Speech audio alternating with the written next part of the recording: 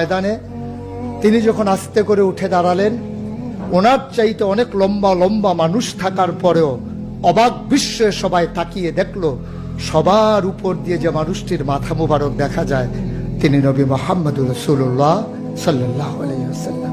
তিনি মধ্যমাকৃতির হওয়ার পরে সবার উপরে তার শির, সবার উপরে তার মাথা। সবাই অবাক বিস্ময়ে তাকিয়ে দেখলেন তার চুলগুলো হালকা হালকা কোঁকড়ানো। তিনি কখনো বা যখন চুলের ভিতরে তৈল দিয়ে আছড়াতেন, অবাক বিস্ময়ে মানুষ তাকিয়ে দেখতেন, মনে হতো চুলের মাঝে যেন মৃদু মন্দ ঢেউ দেখা যায়। তার কপালটা ছিল চওড়া শুভ্র, তার চোখের ভ্রুগুলো ছিল ধনুকের মতো বাঁকা, তার চোখগুলো ছিল টানা টানা ভাসা ভাসা, তার চোখের পাতাগুলো ছিল গোলাপের পাপড়ির মতো। তিনি কখনো বা যখন চোখের পলক ফেলতেন, অবাক বিস্ময়ে মানুষ তাকিয়ে দেখতেন, মনে হতো মৃদু